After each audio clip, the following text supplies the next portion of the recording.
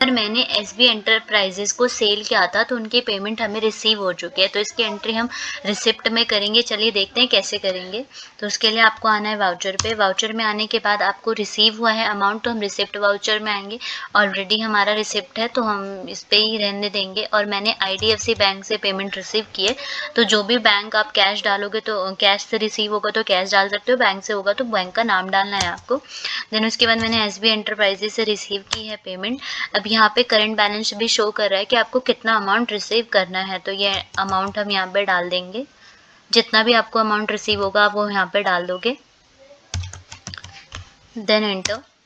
Adjustment reference, तो आप जो भी जिस भी डेट को आपने बिल बनाया होगा उसका यहाँ पे शो करेगा, तो आप वो एडजस्ट कर सकते हो कि हमने इसी बिल से इसको एडजस्टमेंट किया है। देन एंट्री, ये देख सकते हो हमने इसकी एंट्री कर दी है कि हमने सेल भी कर दिया और इसकी हमने पेमेंट भी रिसीव कर लिया। उसके बाद अब हमने यहाँ पे परचेज किया था,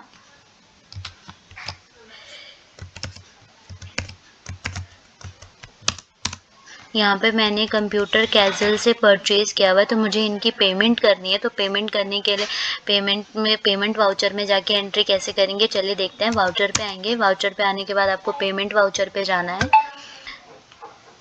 पेमेंट वाउचर में क्लिक करने के बाद मैंने IDFC बैंक से ही पेमेंट की है तो हम यहाँ पे दे देंगे। फिर मैंने कंप्यूटर कैजुअल को पेमेंट की है, तो कंप्यूटर कैजुअल, और यहाँ पे शो कर रहा है कि हमें कितना अमाउंट पे करना है। तो हम यहाँ पे जो भी अमाउंट था मैंने पेमेंट जो की है मैं वो अमाउंट डाल देती हूँ। एंटर। एडजस्टमेंट, जो भी हमने डेट को परचेज किया था वो डेट का आ जाएगा, तो पता चल जाता है इससे हमें।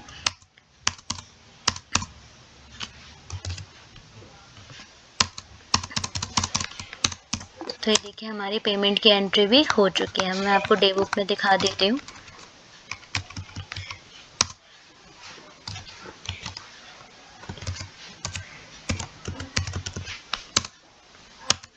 ये देखिए हमने एसबी एंटरप्राइजेस से सेल किया था तो ये हमने उसकी पेमेंट की एंट्री भी कर दी है, सॉरी रिसिप्ट भी हमने कर लिया है इससे।